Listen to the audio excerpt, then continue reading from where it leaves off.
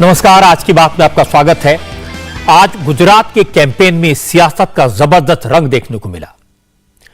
Election campaign में BJP ने carpet bombing कर दी, एक साथ 89 नेताओं को मैदान में उतार दिया। आज मैं आपको इस जबरदस्त प्रचार की झलक दिखाऊंगा। गुजरात के हर कोने में बीजेपी के नेताओं की कैसी कैसी पब्लिक मीटिंग हुई, यह दिखाऊंगा। जेपी नड्डा, योगी आदित्यनाथ, शिवराज सिंह चौहान, देवेंद्र फडणवीस, हिमंता बिस्वा शर्मा, नरेंद्र सिंह तोमर, स्मृति ईरानी, भगत सिंह कुलस्ते और जनरल वीके सिंह जैसे नेताओं समेत बीजेपी के 89 नेता मैदान में थे। गुजरात के कई शहरों में बाबा का बुलडोजर दिखाई दिया। कॉमन सिविल कोड की बात हुई, वीर सावरकर की बात हुई, असली नकली गांधी की बात हुई। योगी आदित्यनाथ ने कहा कि गुजरात में लड़ाई राष्ट्रवाद और राष्ट्र विरोध की है, गुजरात के लोग राष्ट्रवाद को चुनेंगे। शिवराज सिंह चौहान ने कहा कि योगी आदित्यनाथ कल्पवृक्ष हैं, नरेंद्र मोदी माफ कीजिएगा, मोदी कल्पवृक्ष हैं, केजरीवाल बबूल हैं और राहुल गांधी खरपतवार। हिमंता बिस्वा शर्मा ने कहा वो तो चाहते हैं कि मुसलमान 3-3 शादियां करें क्योंकि अब मुस्लिम महिलाएं नरेंद्र मोदी के साथ खड़ी हैं। अब अगर मुसलमान 3 शादियां करेंगे तो पुरुष का एक वोट भले ही कहीं और चला जाए, लेकिन घर की 3 महिलाएं बीजेपी के साथ होंगी क्योंकि मोदी ने मुस्लिम महिलाओं को 3 तलाक के खौफ से मुक्ति दिलवाई है। जेपी नड्डा ने कहा कि राहुल गांधी भारत जोड़ो नहीं, भारत तोड़ो यात्रा निकाल रहे हैं। कांग्रेस के गांधी नकली हैं। हिमंता ने कहा कि चुनाव गुजरात में है, राहुल साउथ में घूम रहे हैं, वो पहले ही मैदान छोड़ चुके हैं, इससे चुनाव में न कांग्रेस दिख रही है न राहुल गांधी। अब सवाल है कि गुजरात में एक ही दिन में बीजेपी ने इतने सारे नेताओं की फौज एक साथ क्यों उतार दी? कांग्रेस जमीन पर दिखाई क्यों नहीं दे रही? कांग्रेस के नेता कैंपेन करते नजर क्यों नहीं आ रहे? और क्या अरविंद केजरीवाल ने गुजरात के इलेक्शन कैंपेन से पैर पीछे खींच लिए हैं? वो कहां गायब हो गए हैं? आज बीजेपी के ज्यादातर नेताओं की बात सुनेंगे, माहौल को देखेंगे, पब्लिक मीटिंग में मौजूद लोगों का जोश देखेंगे तो घर बैठे बैठे आपको दिख जाएगा कि गुजरात का चुनावी माहौल कैसा है, गुजरात का सियासी गणित क्या कहता है और गुजरात में आने वाले दिनों में क्या होने वाला है। तो शुरुआत करते हैं योगी आदित्यनाथ की पब्लिक मीटिंग से। भारत माता की, भारत माता की। हिमाचल की तरह गुजरात में भी नरेंद्र मोदी के बाद कैंपेन के लिए योगी आदित्यनाथ की डिमांड सबसे ज्यादा है। हर उम्मीदवार योगी को अपने इलाके में कम से कम एक बार बुलाना चाहता है। आज योगी ने 4 पब्लिक मीटिंग को एड्रेस किया। योगी गुजरात पहुंचते उससे पहले उनकी छवि, उनके काम वहां पहुंच गए। सूरत में तो कल शाम से ही पूरे शहर में बुलडोजर घूम रहा था।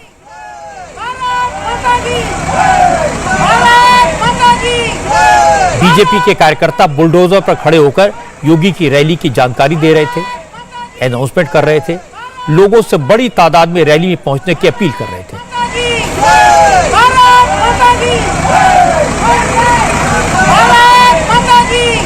मोरबी में तो लोग कई बुलडोजर लेकर ही रैली में पहुंच गए। अब गुजरात में योगी को लोग बुलडोजर बाबा के नाम से पुकारते हैं। योगी भी लोगों को निराश नहीं करते, पूरे जोश और खरोश के साथ वही बातें कहते हैं जो लोग उनसे अपेक्षा करते हैं।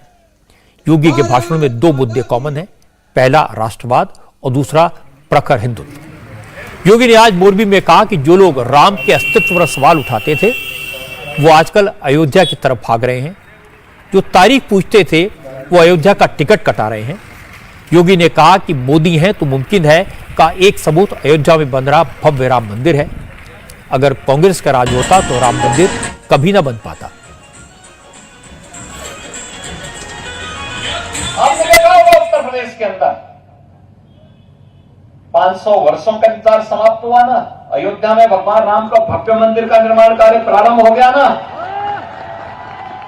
अयोध्या में भगवान राम के भव्य मंदिर का निर्माण कार्य प्रारंभ हुआ और काशी में काशी विश्वनाथ धाम किस भव्य रूप में देखने को मिल रहा है। आप में से बहुत सारे लोग गए होंगे, जो नहीं गए मैं उनको आमंत्रित करूंगा, काशी में आइए, काशी विश्वनाथ धाम का दर्शन करिए। कितना भव्य स्वरूप हो गया है। कोई 2017 के पहले गया होता, 14 के पहले गया होता, उसे विश्वास ही नहीं होगा। यही तो है, मोदी है तो मुमकिन है, इसी को कहते हैं भाइयों बहनों। मैं पूछना चाहता हूं, क्या कांग्रेस रहती तो अयोध्या में भगवान राम का मंदिर बन गया होता क्या? क्या कांग्रेस के रहते काशी में भगवान विश्वनाथ का धाम इस भव्य स्वरूप को प्राप्त कर पाता क्या? और इसके बाद योगी ने आर्टिकल 370 की बात की, कहा कि मोदी है तो मुमकिन है का दूसरा सबूत है आर्टिकल 370 का खात्मा। योगी ने कहा, जो कहते थे धारा 370 हटेगी तो देश भर में हालात खराब हो जाएंगे, आज वो लोग मुंह छुपाकर घूम रहे हैं। योगी ने कहा, लड़ाई राष्ट्रवाद और राष्ट्र विरोधी ताकतों के बीच है। राष्ट्रवाद बनाम आतंकवाद की लड़ाई है और ये जंग कांग्रेस के राज में कभी नहीं जीती जा सकती थी। प्रधानमंत्री मोदी जी और गृह मंत्री अमित शाह जी ने कश्मीर की धारा 370 को सदैव के लिए समाप्त कर दिया, आतंकवाद की जड़ को सदैव के लिए मिटा दिया।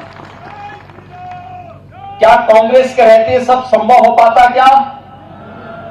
ये लड़ाई वास्तव में राष्ट्रवाद बनाम राष्ट्र विरोध का है, विकास बनाम विनाश का है, राष्ट्रवाद बनाम आतंकवाद का है, देश के सम्मान बनाम देश का विरोध करने वालों के बीच में हो जाता है। और गुजरात से ज्यादा इसको कौन समझ सकता है? कांग्रेस के नेता गुजरात सरकार के कामकाज पर सवाल उठाते हैं, मोरबी जैसी घटना के लिए सीधे सीधे बीजेपी को जिम्मेदार ठहराते हैं। इसीलिए आज मोरबी के मंच से योगी आदित्यनाथ ने गुजरात मॉडल का मतलब समझाया। योगी आदित्यनाथ ने कहा कि प्रधानमंत्री नरेंद्र मोदी ने गुजरात का चीफ मिनिस्टर रहते हुए विकास के जिस मॉडल को सबके सामने रखा, आज पूरी दुनिया में उसकी चर्चा होती है। हर जगह गुजरात मॉडल का एग्जाम्पल दिया जाता है। यह हर गुजराती के लिए गर्व की बात है।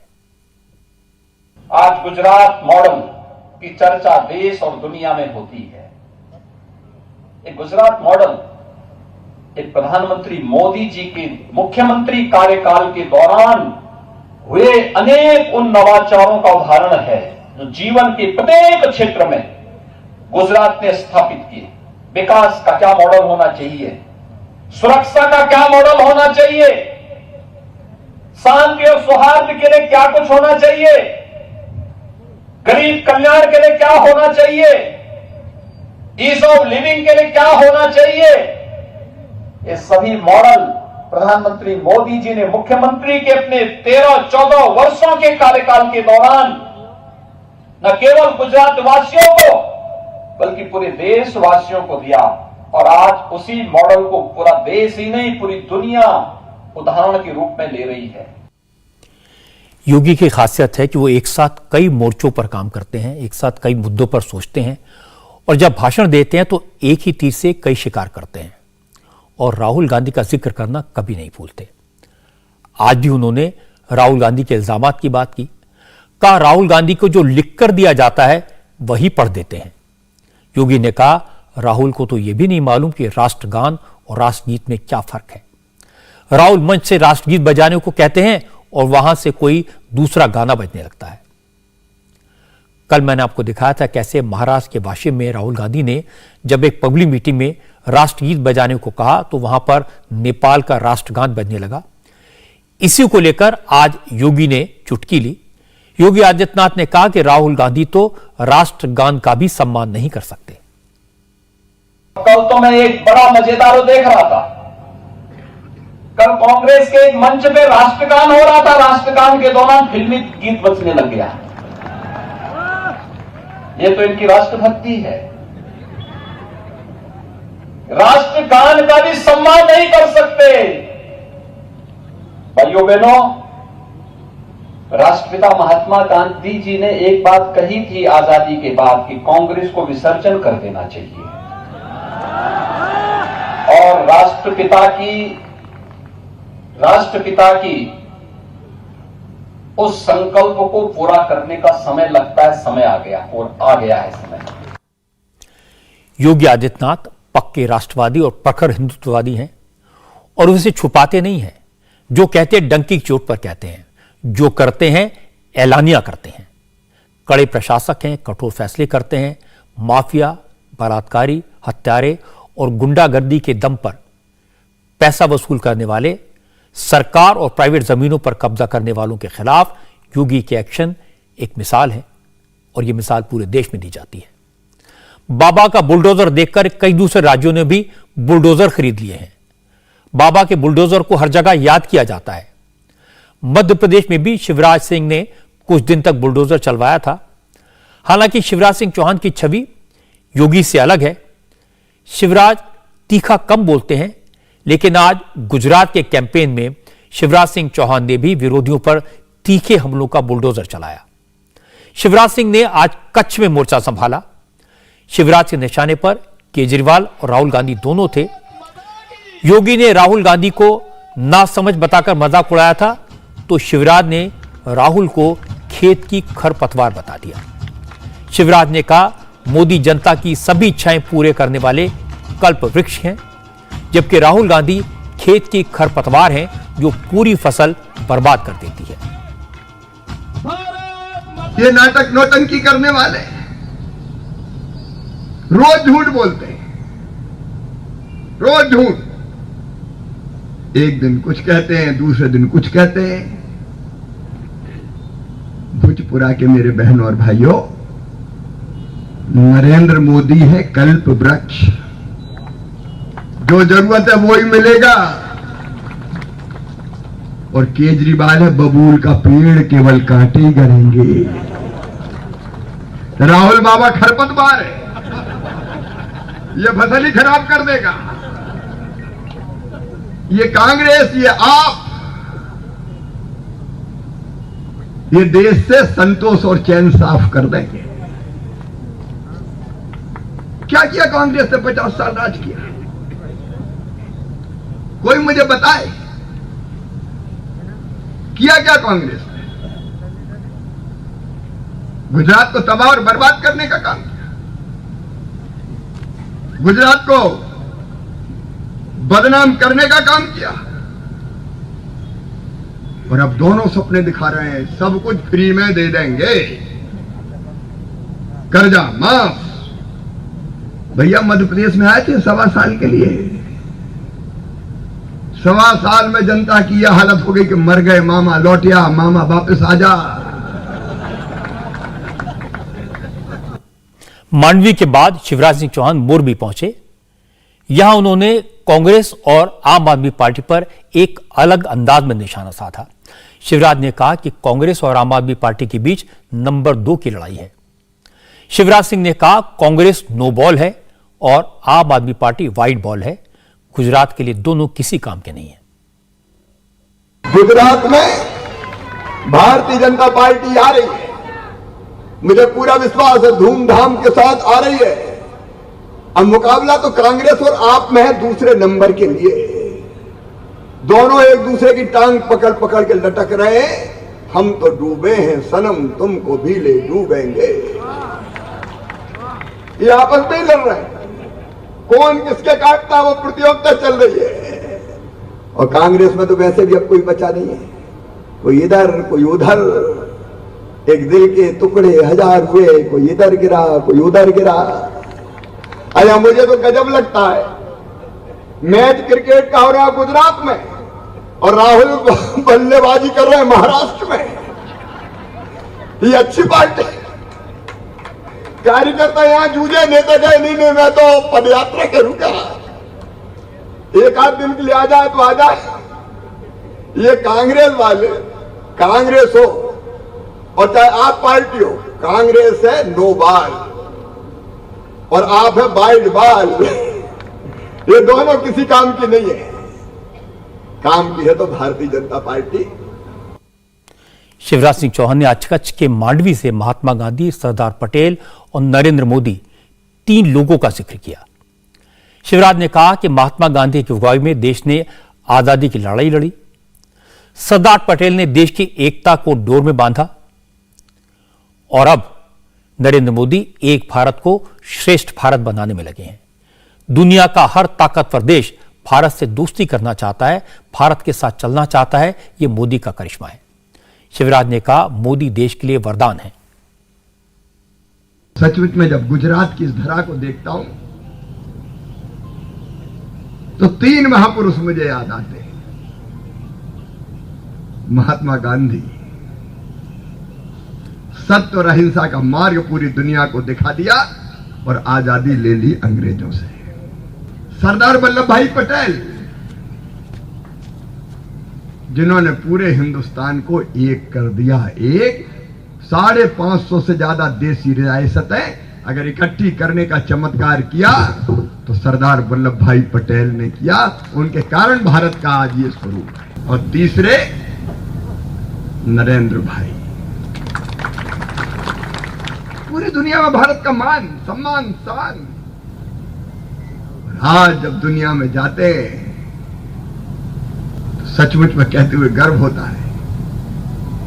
नरेंद्र भाई ने एक शक्तिशाली भारत, एक वैभवशाली भारत, एक गौरवशाली भारत, एक संपन्न भारत, एक शक्तिशाली भारत का निर्माण किया है। आज दुनिया भारत के बिना चल नहीं सकती। पुतिन भी कहते हैं मोदी मोदी और बाइडेन भी कहते हैं मोदी मोदी। ये चमत्कार नहीं तो क्या? आप गहराई में सोच के देखिए जरा। आज दुनिया भारत को नकार नहीं सकती। नरेंद्र भाई आज दुनिया का नेतृत्व कर रहे हैं और लोगों को उम्मीद है कि यूक्रेन रूस में अगर शांति होगी तो वो एक ही नेता कर सकता है और वो है नरेंद्र भाई। तो गीता में जो बात कही थी, यदा यदा ही धर्मस्य, भगवान किसी न किसी रूप में आते हैं। सचमुच में भारत को भगवान का वरदान है नरेंद्र भाई मोदी। शिवराज सिंह चौहान ने आज वो सारे मुद्दे उठाए जो लोगों की भावनाओं से जुड़े हैं। शिवराज ने कहा कि कांग्रेस ने सरदार पटेल का सम्मान नहीं किया, अब वीर सावरकर का अपमान कर रही है। शिवराज ने कहा कि राहुल गांधी सिर्फ अपमान कर सकते हैं, वो प्रधानमंत्री मोदी का भी अपमान करते हैं, लेकिन ये भूल जाते हैं कि मोदी का अपमान न गुजरात सहन करेगा, न देश सहन करेगा। राहुल गांधी को जनता जवाब देगी। कल अपमान किया है राहुल गांधी ने स्वतंत्र वीर सावरकर का अपमान। 2 जन्म की सजा जिन्हें मिली थी, काला पानी की सजा जिन्हें काटी, देश के लिए सब कुछ लुटा दिया, वैसे स्वतंत्र वीर सावरकर का तुम अपमान करते हो राहुल गांधी, कांग्रेसियों। ये देश तुम्हें कभी माफ नहीं करेगा। और अपमान करना तो इनके स्वभाव में है। इनके नेता रोज नरेंद्र भाई का अपमान करते हैं और नरेंद्र भाई तो प्रधानमंत्री हैं। उनकी मां जब हम देखते हैं तो हृदय श्रद्धा से भर जाता है। देवी है वो। तुम मां का भी अपमान करते हो। ये नरेंद्र भाई का अपमान नहीं, गुजरात का अपमान है। और गुजरात की जनता राहुल गांधी इसे कभी सहन नहीं करेगी, कभी स्वीकार नहीं करेगी। शिवराज सिंह चौहान कांग्रेस पर वहां चोट करते हैं जहां दर्द सबसे ज्यादा होता है। वो कई साल से कांग्रेस से मुकाबला करते रहे हैं, चुनाव लड़ना जानते हैं, लड़ाना जानते हैं और कांग्रेस से जीतना भी जानते हैं। मध्य प्रदेश में सबसे लंबे वक्त तक मुख्यमंत्री रहने का रिकॉर्ड उनके नाम पर है। मध्य प्रदेश में सबसे ज्यादा बार मुख्यमंत्री बनने का रिकॉर्ड उनके नाम पर है। 4थी बार चीफ मिनिस्टर बने हैं। 15 साल से ज्यादा वक्त तक कुर्सी पर हैं। हवा का रुख पहचानते हैं। शिवराज समझते हैं कि गुजरात के लोग मोदी से प्यार करते हैं, गुजरात के लोग मोदी के नाम पर, मोदी के काम पर यकीन करते हैं। इसीलिए उन्होंने मोदी को कल्पवृक्ष और राहुल को खरपतवार बताया। बीजेपी के अध्यक्ष जेपी नड्डा आज सूरत में थे। उन्होंने सूरत और राजकोट दोनों जगह पब्लिक मीटिंग्स की, मोदी सरकार के काम गिनाए, गुजरात में विकास की बात की। उन्होंने अपनी स्पीच को 2 हिस्सों में बांटा था। पहले हिस्से में बीजेपी की बात की और दूसरे हिस्से में विरोधियों की। जेपी नड्डा ने कहा कि राहुल गांधी दोनों भारत जोड़ो यात्रा पर हैं, लेकिन लोगों को यह समझ नहीं आता कि वो भारत जोड़ने के लिए निकले हैं या तोड़ने के लिए। नड्डा ने कहा कि कांग्रेस को जोड़ना नहीं, तोड़ना ही आता है। एक तो हमारी पुरानी पार्टी कांग्रेस पार्टी, मालूम नहीं भारत जोड़ों में निकली है तोड़ों में निकली है, समझ में नहीं आता। इनके नेता बोलते हैं जोड़ो, और जोड़ने क्या जाते हैं वो सुनो। दिल्ली में जेएनयू में नारे लगते हैं, अफजल हम शर्मिंदा हैं तेरे कातिल जिंदा है। कातिल कौन हो गया? सुप्रीम कोर्ट का जज जिसने फैसला दिया। कातिल कौन हो गया? भारत के राष्ट्रपति प्रणब मुखर्जी, जिन्होंने उसको सही ठहराया। और राहुल जी दूसरे दिन जेएनयू पहुंच जाते हैं, हम तुम्हारे साथ। आप भारत जोड़ने निकले हैं या तोड़ने निकले? कल का आपका बयान महापुरुष वीर सावरकर के बारे में, इतना हल्का बयान स्वतंत्रता सेनानी के खिलाफ, क्या सोच है? तो इसलिए ये तोड़ने निकले हैं, ये जोड़ने नहीं निकले हैं। और इनसे कुछ भी होगा तो टूटेगा ही टूटेगा, जुड़ना तो आता ही आता ही। जेपी नड्डा ने आम आदमी पार्टी का भी जिक्र किया, कहा गुजरात में आम आदमी पार्टी आजकल जोर शोर दिखा रही है, लेकिन केजरीवाल की पार्टी का जो हाल यूपी में हुआ उससे भी ज्यादा बुरा हाल हिमाचल और गुजरात में होगा। नड्डा ने कहा यूपी में एक सीट पर भी जमानत नहीं बच पाई। गुजरात और हिमाचल में केजरीवाल की पार्टी की जमानत किसी सीट पर नहीं बचेगी। अब दूसरी भी एक पार्टी आई है, नहीं बड़ा जोश है। ये उत्तर प्रदेश चुनाव लड़ने गए थे। उत्तर प्रदेश 350 सीटें लड़ी और 349 सीटों पर जमानत जब्त करा दी।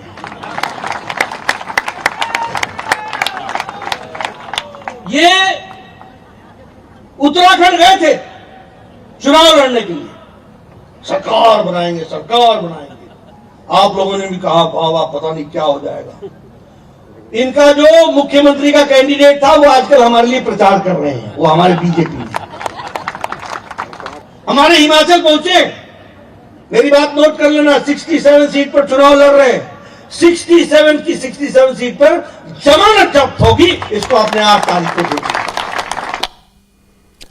अब गुजरात के कैंपेन का एक और रंग आपको दिखाता हूं। आज बीजेपी ने गुजरात चुनाव के लिए एक गाना जारी किया। जैसे यूपी चुनाव के वक्त गीत बनाया गया था, यूपी में काबा, यूपी में योगी बा, इसी तर्ज पर गुजरात में जो गाना बनाया गया है इसके बोल हैं गुजरात मां मोदी छे। इस गाने को बीजेपी के एमपी रवि किशन ने गाया है और इस गाने के जरिए बीजेपी के उन विरोधियों को जवाब देने की कोशिश है जो पूछ रहे हैं कि गुजरात में क्या हुआ।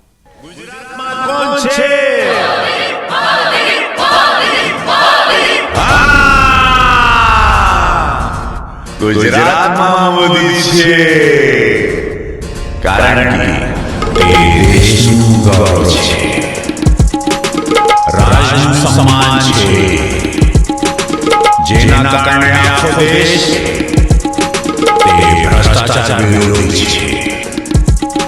ગુજરાતમાં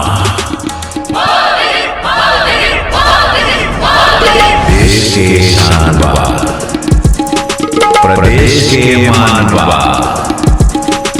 जिनके चलते पूरा देश चलत सीना तानवा।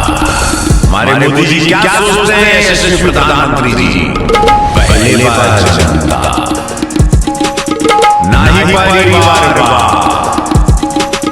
कमल के निशान बा, डबल इंजन सरकार बाबू, मोदी जी मोदी जी मोदी जी। महाराष्ट्र के deputy chief minister Devendra Fadnavis आज गुजरात के भावनगर में दिखाई दिए। फडणवीस ने राहुल गांधी की भारत जोड़ो यात्रा को अलग तरीके से डिफाइन किया। फडणवीस ने कहा कि राहुल गांधी की यात्रा देश जोड़ो नहीं, ऑपोजिशन तोड़ो यात्रा है। देवेंद्र फडणवीस ने कहा कांग्रेस समझ गई, अगर उसे खुद को बचाना है सारे मोदी विरोधियों को जोड़ना होगा, इसीलिए वो यात्रा पर निकले हैं। मैं भी महाराष्ट्र से आ रहा हूं और हमारे महाराष्ट्र में युवराज की यात्रा आई है। जानते हो युवराज? नहीं युवराज।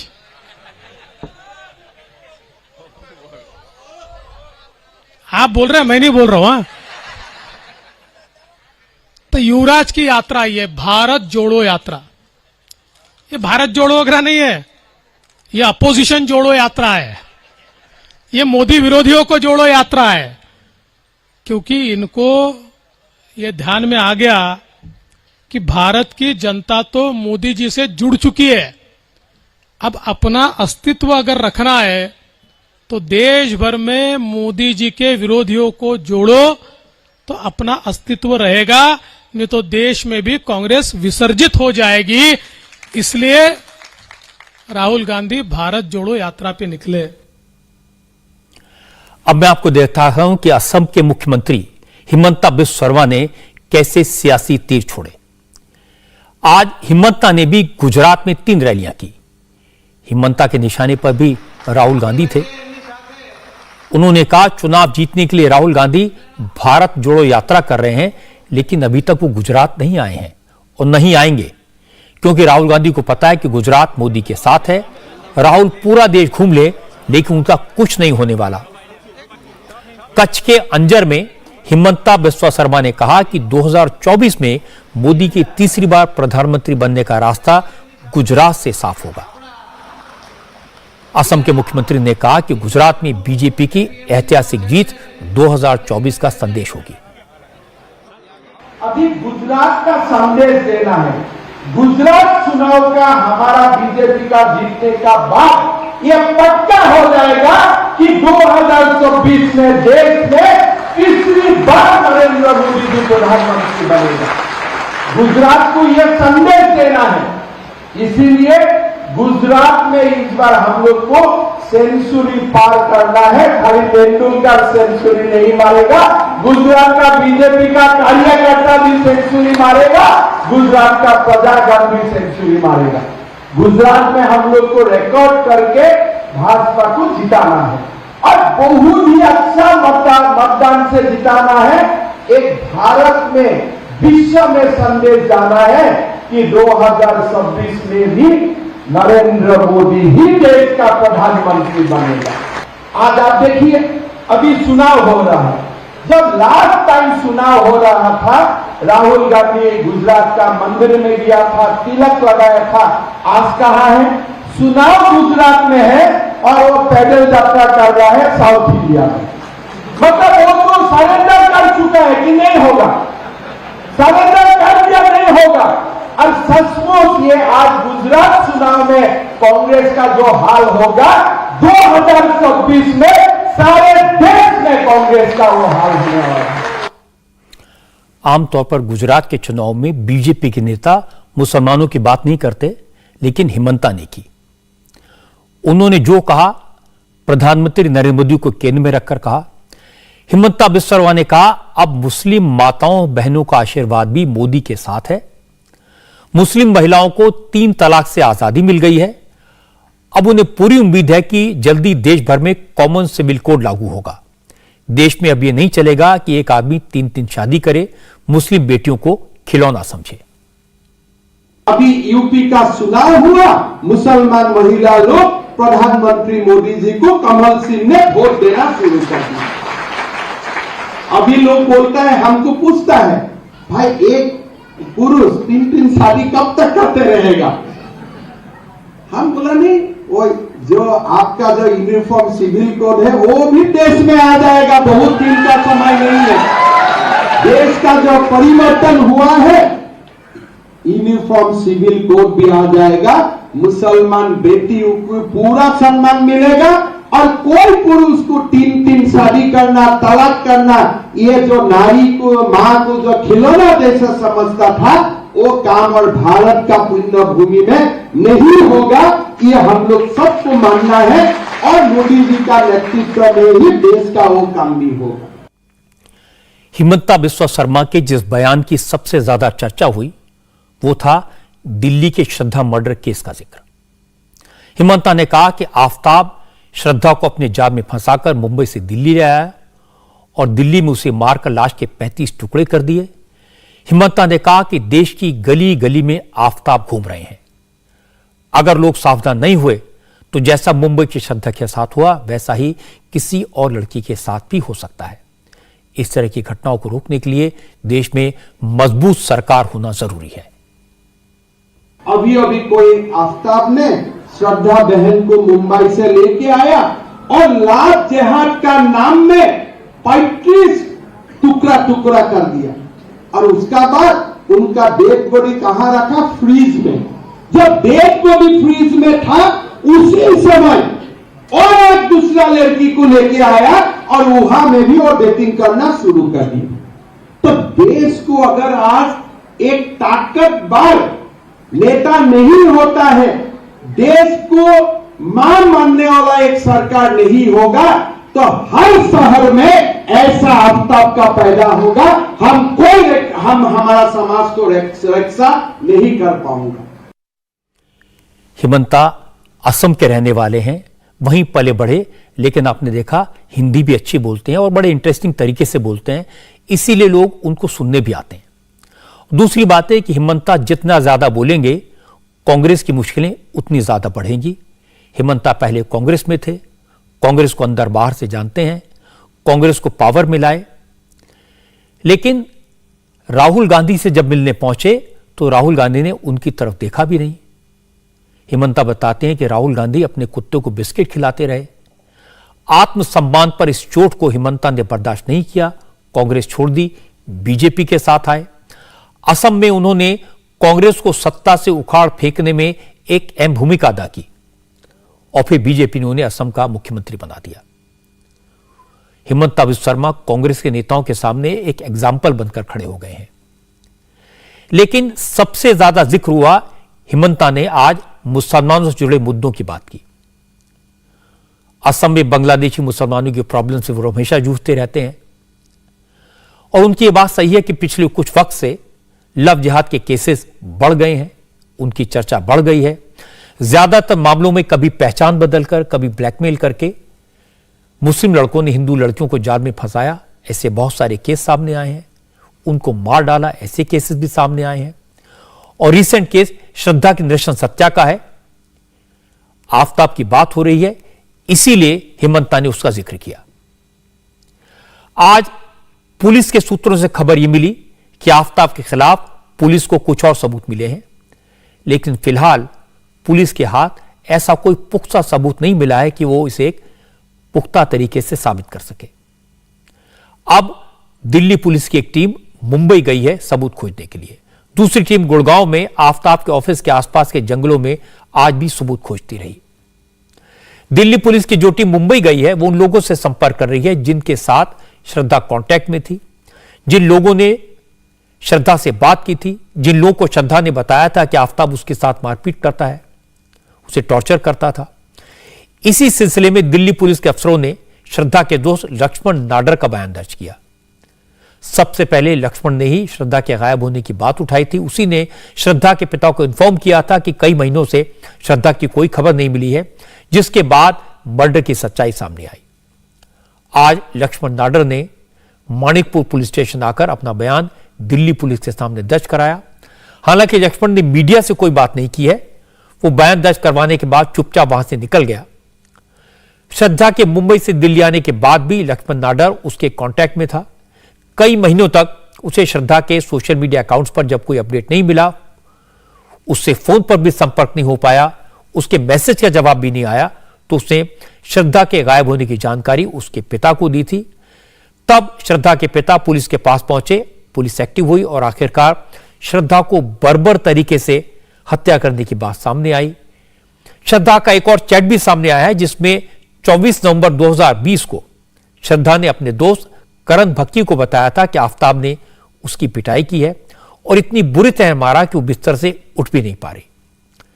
श्रद्धा ने इस चैट में अपने दोस्त को बताया था कि आफ्ताब की पिटाई से उसकी नाक में फ्रैक्चर हो गया। अब जो खुलासे हो रहे हैं उसे लग रहा है कि जैसे श्रद्धा ने किसी हैवान पर भरोसा कर लिया था।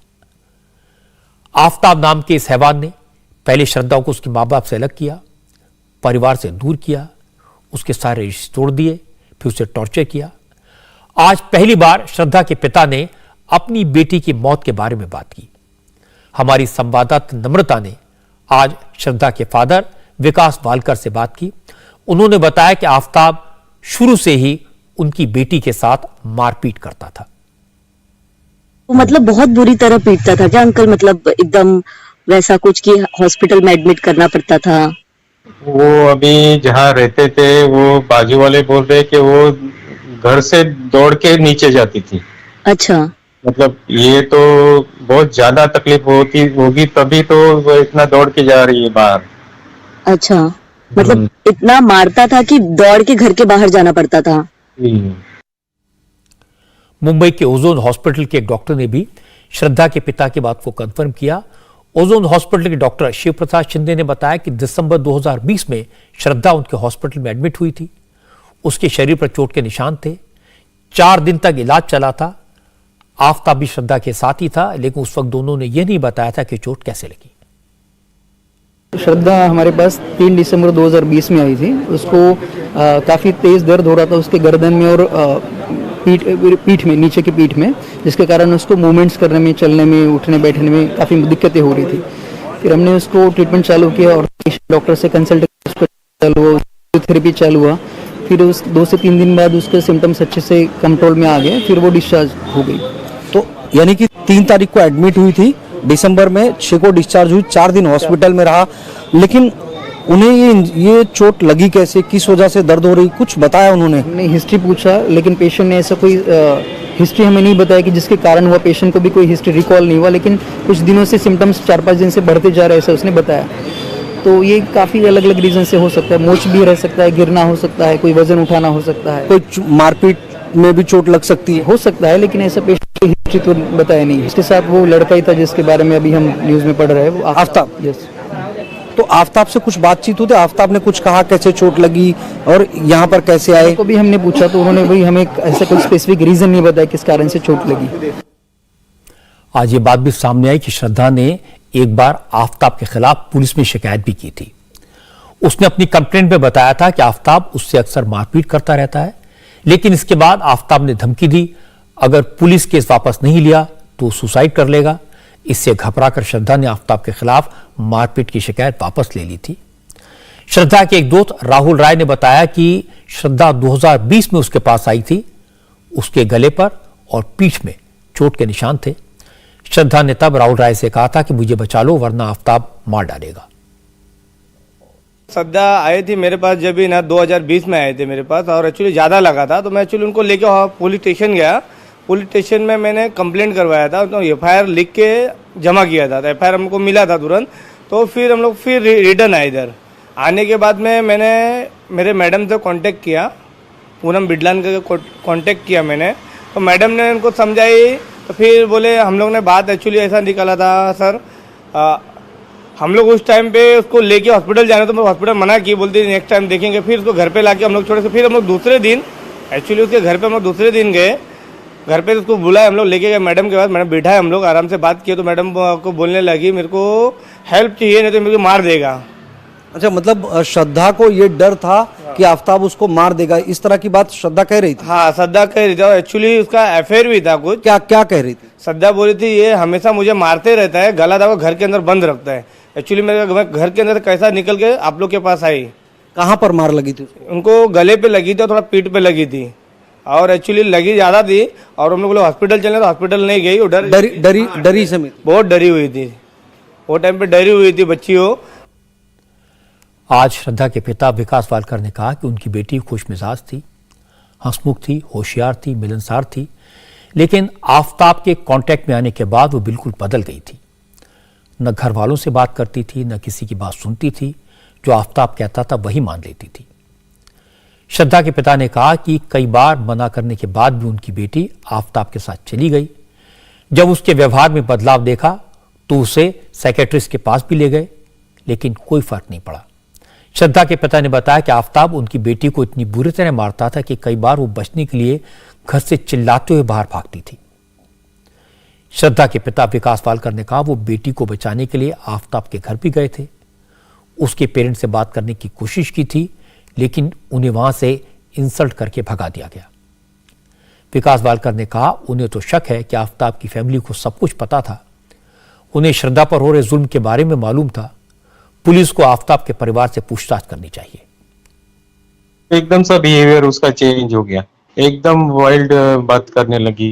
कुछ भी मतलब जो उसका लाइफस्टाइल ही पूरा चेंज हो गया। लाइफस्टाइल से आपका क्या मतलब है? मतलब ड्रेसिंग चेंज हो गया, दोस्त चेंज हो गए? मॉडर्न स्टाइल, जो बात करने की और कपड़े पहनने के या। और काका, ये हम लोग ने एक रूम एग्रीमेंट देखा जिसमें उसके मम्मी पापा ने दोनों को पति पत्नी बताया था, वो आप लोगों को पता नहीं था ये चीज क्या? पता नहीं, मुझे तो ये भी नहीं पता था वो लोग कहाँ रहते हैं। अच्छा, आपकी मिसेस को भी नहीं पता था ये चीज? नहीं, मुझे लग रहा है कि ये पूरा परिवार ही उसमें इन्वॉल्व है। अभी वो लोग भाग गए कहा। अच्छा, ये क्यों हो सकता है ऐसा? हाँ अगर हाँ, ये सब ऐसा किया है तो सामने बात करनी चाहिए। वो लोग क्यों भाग गए? ये लोग भी शामिल है इसमें, मुझे लग रहा है। इस बारे में काउंसलिंग भी की, लेकिन वहाँ भी उन्होंने बताया कि ये नॉर्मल है, अभी पता नहीं उसका जब भी विचार चेंज हो जाएगा उसके नसीब के ऊपर है, ऐसे उन्होंने जवाब दिया। सारी बातें सुनने के बाद लगता है कि श्रद्धा ने आफताब को एक बार नहीं कई बार माफ किया, उसके जुल्म सहे, लेकिन रिश्ता कायम रखा और आफताब ने बदले में उसे मौत दी। लाश के टुकड़े टुकड़े करके इतनी जगह फेंके कि पुलिस को अब हड्डियां तक नहीं मिल पा रही। आज दिल्ली पुलिस की 2 टीमों ने महरौली और गुड़गांव में सबूत खोजने की कोशिश की। महरौली से कुछ संदिग्ध चीजें मिली हैं जिन्हें पुलिस के एक अफसर ब्लैक पॉलिथीन में रखकर ले गए। दिल्ली पुलिस की एक टीम गुरुग्राम में उस कंपनी के ऑफिस में पहुंची जहां आफताब काम करता था। इस कंपनी के ऑफिस से कुछ दूर पर झाड़ियों वाला इलाका है। पुलिस को शक है कि आफताब ने वहां पर भी श्रद्धा की डेड बॉडी के कुछ पार्ट्स फेंके होंगे, क्योंकि पुलिस रिमांड में आफताब अपने बयान बार बार बदलता जा रहा है। उसकी बातों पर पूरी तरह यकीन करना पुलिस के लिए मुश्किल हो रहा है। इसीलिए पुलिस हर एंगल से इसकी जांच कर रही है, हर जगह जाकर हत्या के सबूत तलाश करने की कोशिश कर रही है। आफताब के केस में जिस तरह की बातें सामने आई हैं, उससे यह तो क्लियर है कि वो शातिर अपराधी है। उसने प्लानिंग करके, पूरी तैयारी करके श्रद्धा की हत्या की, फिर सबूत मिटा दिए। अगर श्रद्धा अपने परिवार वालों की बात मान लेती तो शायद बच जाती, लेकिन मुश्किल है कि प्यार में पड़े नौजवानों को अक्सर परिवार वाले गलत लगते हैं, वो किसी के नहीं सुनते, और जब अनहोनी हो जाती है तो फिर जिंदगी भर रोने के अलावा कुछ नहीं बचता। और ऐसा सिर्फ श्रद्धा के परिवार के साथ नहीं हुआ, लखनऊ में भी आज इसी तरह का मामला सामने आया। सूफियान नाम के लड़के ने निधि नाम की लड़की पर धर्म परिवर्तन करके उसके साथ निकाह करने का प्रेशर बनाया। लड़की ने इनकार कर दिया तो सूफियान ने निधि को 4थी मंजिल से धक्का देकर मार डाला। यह घटना 15 नवंबर को लखनऊ के दुबग्गा इलाके में हुई थी। निधि गुप्ता की मौत के बाद सूफियान फरार हो गया था, लेकिन आज लखनऊ पुलिस ने सूफियान को एक ब्रीफ एनकाउंटर के बाद अरेस्ट कर लिया। सूफियान के पैर में गोली लगी है। पुलिस का कहना है कि सूफियान ने गिरफ्तारी से बचने के लिए पुलिस पर फायर किया। पुलिस की जवाबी फायरिंग में सूफियान के पैर में गोली लगी। पुलिस ने उसके पास से एक पिस्टल भी बरामद की है। दिनांक 15 तारीख को एक मर्डर का मुकदमा लिखा गया था। इसमें जो अभियुक्त सूफियान है लगातार फरार चल रहा था। आज मुठभेड़ के दौरान इसका गिरफ्तारी की गई है और गिरफ्तारी के मुठभेड़ के बाद तत्काल इनको ट्रॉमा सेंटर भेज दिया गया है। कुछ ही देर बाद गहराई से पूछताछ की जाएगी। श्रद्धा और आफताब के केस की, निधि और सूफियान के केस की हर जगह चर्चा है। इन केसेस ने लोगों को अंदर तक हिला दिया है। आफताब और सूफियान बेरहम कातिल हैं, क्रूअल हैं, निर्दयी हैं, ये सब मानते हैं। लेकिन क्या यह सब लव जिहाद है? यह अपने आप में एक बड़ा मसला है। हिंदू नेताओं की बात सुने तो वो कहते हैं कि श्रद्धा के पिता ने बताया कि यह लव जिहाद का मामला है। वो कोट करते हैं कि आफताब के पिता ने उनकी बेटी को बहकाया, आफताब परिवार से उसका रिश्ता तोड़वाया। लेकिन हिंदू संगठनों के नेताओं के पास इस बात का कोई जवाब नहीं है कि श्रद्धा तो जानती थी कि आफताब मुस्लिम है, उसने अपने माता पिता की बात नहीं मानी, वो अपनी मर्जी से उसके साथ गई थी, तो फिर लव जिहाद का मामला कैसे हो सकता है? हिंदू संगठनों के नेता कहते हैं कि हिंदू लड़कियों को फंसाना आफताब का एजेंडा था, मकसद था। वो बताते हैं कि उसने डेटिंग साइट्स के जरिए जिन 20 लड़कियों से रिश्ते कायम किए थे वो सब हिंदू थी। वो पूछते हैं कि उसने एक भी मुस्लिम लड़की को शिकार क्यों नहीं बनाया। ये लोग सूफियान के केस का भी एग्जाम्पल देते हैं, जिसने निधि को मजहब बदलने के लिए प्रेशराइज किया और बात नहीं मानी तो मार डाला। हिंदू संगठनों के नेताओं का दावा है कि उनके पास हाल ही में हुए ऐसे 200 केसेस की लिस्ट है जहां मुस्लिम लड़कों ने हिंदू लड़कियों से संबंध बनाए, कहीं साथ रखा, कहीं शादी की, कहीं प्रेशर डाला और फिर उन्हें बेरहमी से मार डाला। कोई मुंबई का उदाहरण देता है जहां एक लड़की ने बुर्का पहनने से इनकार कर दिया तो उसकी हत्या कर दी गई। तो कोई हैदराबाद का एग्जाम्पल देता है जहां लड़की ने शौहर का मजहब पता चलने के बाद प्रोटेस्ट किया तो उसे मार डाला गया।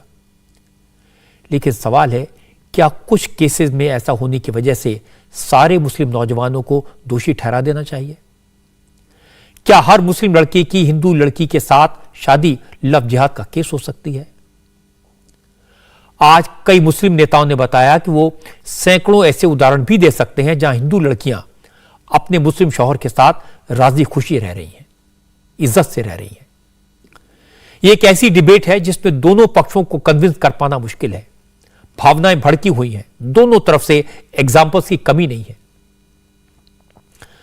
और मुझे लगता है कि ज्यादातर गड़बड़ उन मामलों में होती है जहां लड़कियां अपने परिवार से दूर हो जाती हैं, संपर्क तोड़ देती हैं, रिश्ता तोड़ देती हैं, चाहे वो बहकावे में आकर करें या किसी के प्रेशर में। जब रिश्तों के मामलों में, शादी के मामलों में माता पिता को इन्वॉल्व नहीं करती तो आफताब और सूफियान जैसे लोगों को मौका मिलता है। लेकिन यह मानना पड़ेगा कि आफताब ने जिस बेरहमी से हत्या की, जिस बेदर्दी से शरीर के टुकड़े जंगल में फेंके, जिस बेहाई से पुलिस को सारी बातें बताई, जिस तरह की क्रूअल्टी सूफियान ने दिखाई, इन केसेस की वजह से लोगों में गुस्सा है और सियासी लोगों को यह कहने का मौका मिला है कि हर गली में एक आफताब घूम रहा है।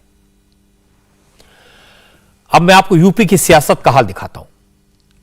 योगी आदित्यनाथ गुजरात में बीजेपी के लिए कैंपेन कर रहे हैं और अखिलेश यादव मैनपुरी में अपनी पार्टी के आखिरी गढ़ को बचाने के लिए मेहनत कर रहे हैं। आज अखिलेश यादव ने करहल में कैंपेन किया, डिंपल यादव के लिए वोट मांगे। करहल असेंबली सीट से अखिलेश विधायक हैं। यह सीट मैनपुरी लोकसभा सीट के दायरे में आती है। करहल में अखिलेश ने कहा कि आजमगढ़ तो धोखे में हार गए, मैनपुरी नहीं हारेंगे। अखिलेश ने कहा अब तो चाचा शिवपाल भी साथ हैं, अब तो मैनपुरी में डिंपल ही जीतेंगी। लोगों से जुड़े रहे हैं और कोई 1-2 साल का रिश्ता नहीं है, कई दशकों का रिश्ता है। यहां से यहां के लोगों ने नेताजी को नेताजी बनाने का काम किया है, इसलिए यहां के लोग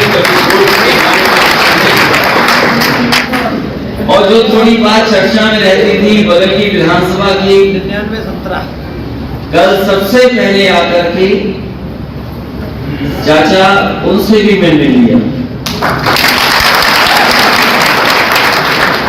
तो असली बात तो यही है कि अब मुकाबला होना है करहल और जसवंत विधानसभा में कौन ज्यादा वोट देगा।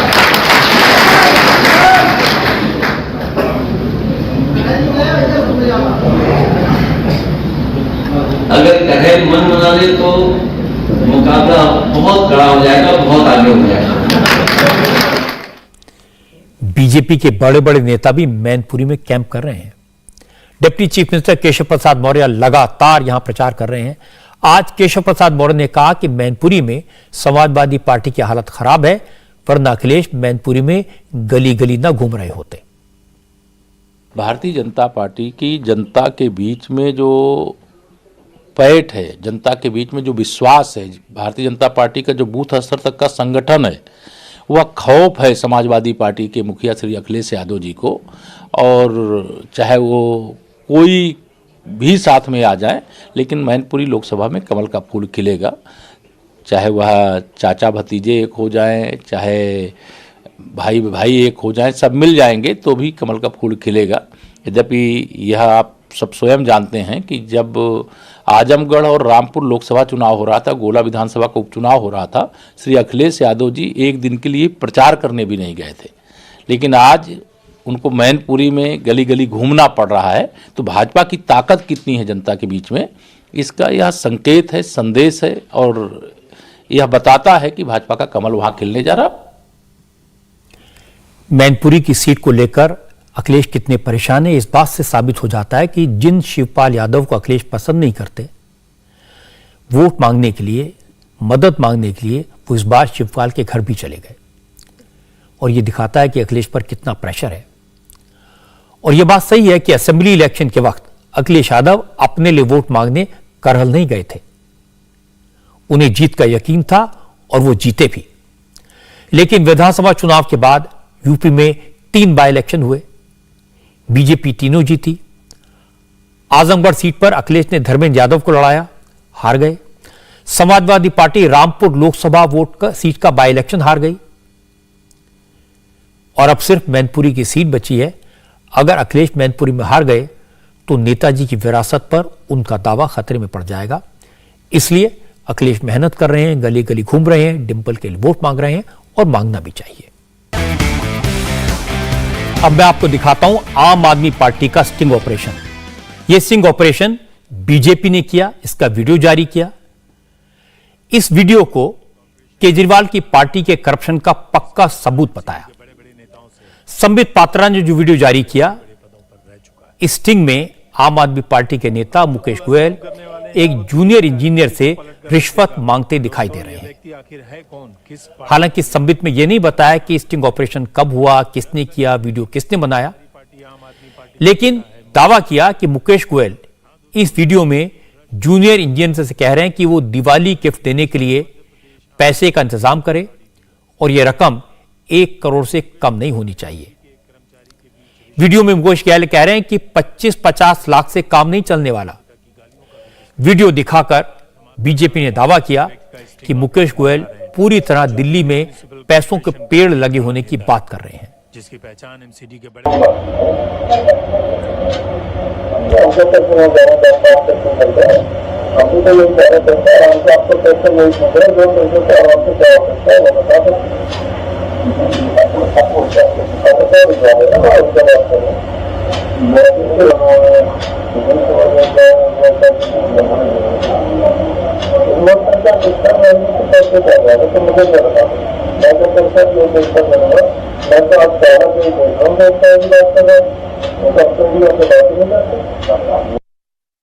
यह जो नेता है वो कहते हैं दिवाली है, बड़े बड़े लोगों को हमें गिफ्ट देना है, गिफ्ट।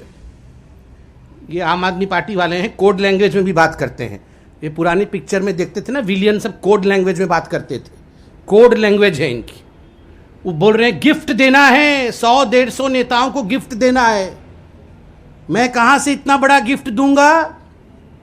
ये गिफ्ट आपको देना होगा मुझे। कितना दोगे? तो बेचारा अफसर जो है बोलता है मेरे पास तो कुछ नहीं है, मैं क्या, जैसे होता है, मतलब ये फिल्मी कहानी है, छोड़ दो मुझे, बख्श दो मुझे, मेरे पास। कैसे बख्श दूं तुम्हें मैं? कैसे बख्श दूं? देना ही पड़ेगा। और कोई 20, 25 या 50 लाख नहीं। ये 20, 25 और 50 लाख का स्टैंडर्ड नहीं है आम आदमी पार्टी का। आम आदमी पार्टी इससे बड़े स्टैंडर्ड की करप्शन करती। बीजेपी का स्टिंग मैंने आपको दिखाया। इल्जाम केजरीवाल की पार्टी के नेता मुकेश गोयल पर है, तो मुकेश गोयल ने क्या सफाई दी, यह जानना भी जरूरी है। उन्होंने कहा इल्जाम झूठे हैं, वीडियो फर्जी है, वो किसी भी एजेंसी से जांच के लिए तैयार है। मुकेश गोयल ने कहा वो संबित पात्रा के खिलाफ मानहानि का केस करेंगे। यदि भारतीय जनता पार्टी इस मामले में, आपको पता है कि हर बार करती रहती है, निगम का चुनाव 100% आम आदमी पार्टी जीत रही है, भारतीय जनता पार्टी चुनाव हार रही है, और मैं अपनी किसी भी जांच एजेंसी से जांच कराने को तैयार हूं। और मैं साथ ही साथ संबित पात्रा जी पे और उनके साथ जो लोग थे उनके खिलाफ मानहानि का दावा करूंगा। ये मैं आप लोगों के बीच में कहना चाहता हूं। अभी तो वीडियो चली है, नहीं सर, अभी तो वीडियो चली है, अभी करेंगे, अभी उसके ऊपर हम अपने कानूनी राय ले रहे हैं, उसके ऊपर हम कार्रवाई करेंगे, जो भी होगा। वीडियो मुझे नहीं पता कब का है, वीडियो फर्जी है। मैं ये आपको बताना चाहता हूँ, कोई ऐसा वीडियो नहीं है कि जो इस तरह का हुआ हो। जो वीडियो शूट हुआ आम आदमी पार्टी ज्वाइन करने के पहले का है, बाद का है? कब? मुझे नहीं पता कब का है, ये तो वो क्लैरिफाई करेंगे। आम आदमी पार्टी ज्वाइन करने से पहले का है, बात है। जिन लोगों ने आरोप लगाए हैं वो लोग बताएंगे कि कब का है।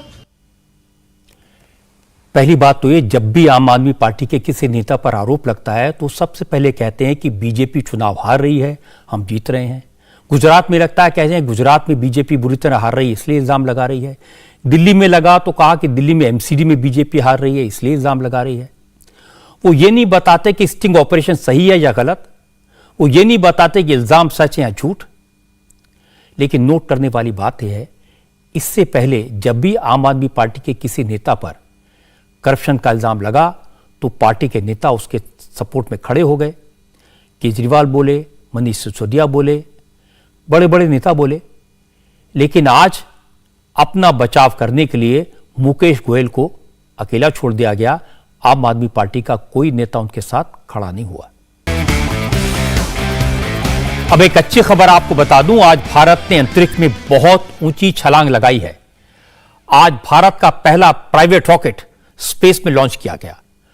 अब अमेरिका के बाद भारत दुनिया का ऐसा दूसरा मुल्क है जो प्राइवेट रॉकेट लॉन्च कर सकता है। आज विक्रम एस नाम के जिस प्राइवेट रॉकेट को स्पेस में भेजा गया, इस रॉकेट को स्काई रूट एरोस्पेस नाम की एक स्टार्टअप कंपनी ने बनाया है। स्काई रूट के इस रॉकेट ने आंध्र प्रदेश के श्रीहरिकोटा लॉन्च सेंटर से उड़ान भरी।